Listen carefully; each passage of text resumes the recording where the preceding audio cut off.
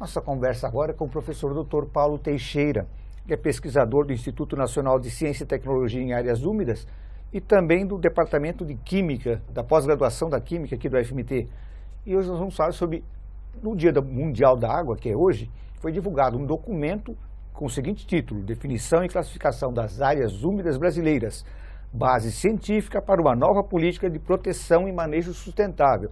Em função do título aqui do documento, eu pergunto, não existia ou não existe uma legislação específica para a proteção e definição do que eram áreas úmidas hoje no Brasil? Não. A nossa Constituição, ela fala de recursos hídricos, mas ela não fala... Código ambiental, código florestal, não citam especificamente o que é área úmida? Não, e inclusive a nova versão do Código Florestal, ela até prejudica mais ainda, porque se antes a gente carecia de uma legislação específica, hoje, com os critérios que o Código Florestal, que acabou sendo aprovado, a ameaça está maior ainda. Mas a grande dificuldade para você ter um marco regulatório para o uso sustentável das áreas úmidas é justamente isso, a falta de uma definição clara, entendeu? Porque áreas úmidas, o mangue é área úmida, o Pantanal é área úmida, margem de rio é área úmida. Então, o que a gente chama de brejo é área úmida.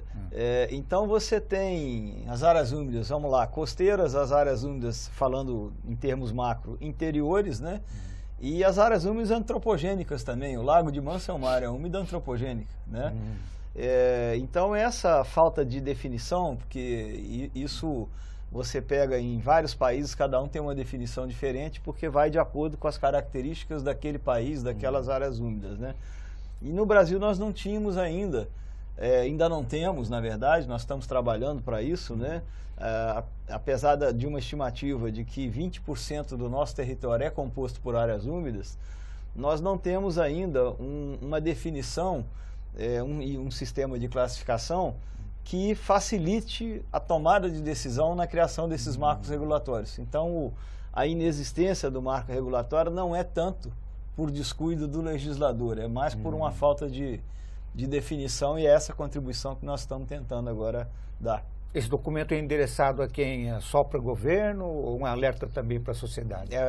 Também para a sociedade. Nós colocamos na nossa página uma versão resumida, que é para os tomadores de decisão, para a sociedade civil, para a imprensa. No site do FMT está disponível. Da UFMT e do INAU, né? Do INCT Áreas Úmidas, né? Esse documento é para a sociedade. E tem uma versão ampliada, que tem aí já umas 70 páginas, que é já mais para a comunidade científica. Porque como é um documento ainda preliminar, né? Essa não é uma versão final ainda, por isso que nós estamos divulgando, porque a gente quer contribuições. Esse documento foi feito por uma equipe de peritos, né, pessoas que trabalham com essa temática de várias regiões do Brasil, coordenados pelo nosso INCT Áreas Úmidas, o INAU, e na realidade essa ideia surgiu o ano passado, em agosto, quando nós realizamos aqui em Cuiabá o primeiro Congresso Brasileiro de Áreas Úmidas. E uma das decisões do Congresso foi criar esta equipe, este comitê, né, de cientistas, para elaborar esse documento. Eu lembro que quando nós realizamos o Congresso Brasileiro de Áreas Úmidas, foi na época que o Código Florestal, a nova versão, foi aprovada. E a gente estava um pouco apavorado com isso e com as consequências, né, de que poderiam ser acarretados com essa nova legislação. Usando o famoso caso da Camargo Corrêa, que cercou uma área imensa do Pantanal para produzir, muita gente acha que é melhor você secar uma área para produzir do que deixar lá alagado. Nesse sentido, eu pergunto, qual realmente a importância de se ter uma área úmida? É fundamental, porque as áreas úmidas, elas têm um papel, elas prestam diversos serviços ambientais, né? Um deles é a regulagem do ciclo hidrológico. O que eu quero dizer com isso? A chuva, seca, a disponibilidade de água, tá? Outra é a estocagem de água. Como é que funciona a área úmida? Ela é como se fosse uma esponja. Na época da chuva ela absorve a água e quando está seco ela vai lentamente liberando essa água de volta para o meio ambiente. Então ela tem esse processo de regulação. E também tem o papel de purificação das águas.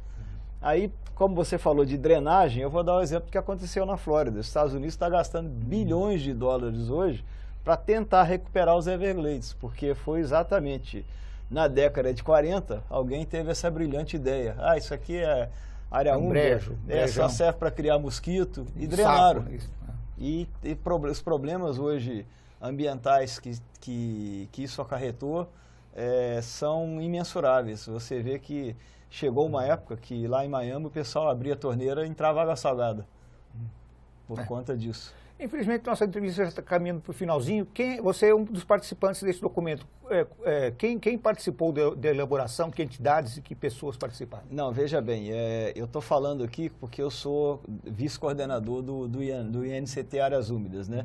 Mas essa não é a minha área de expertise. Eu sou o coordenador do Instituto, então estou falando em nome do Instituto, tá? Então eu não sou um dos autores do documento, embora eu tenha acompanhado. Agora, não, meu nome não está. Mas nós temos aqui pesquisadores de todo o Brasil, aqui da UFMT, por exemplo, temos várias pessoas, temos também do INPA, temos do Rio Grande do Sul, temos do Rio de Janeiro, do Brasil todo, tá? E as pesquisas que estão embasadas ali são todo o conjunto de pesquisas que foram feitas sobre o Pantanal, estão servindo de base para esse documento? Não só sobre o Pantanal, né? Sobre áreas úmidas em geral. Na verdade, você tem aí, eu diria, a história de vida de várias pessoas aí dentro, né? Porque todos os pesquisadores que são autores desse documento são pesquisadores da área. Então, esse documento vem sendo elaborado há 8 meses, mas ele traz toda uma bagagem de conhecimento que toda essa equipe tem e acumulou durante sua vida. Sr. Paulo Teixeira, obrigado pelas informações. Ok, de nada. Voltamos daqui a pouquinho com mais notícias.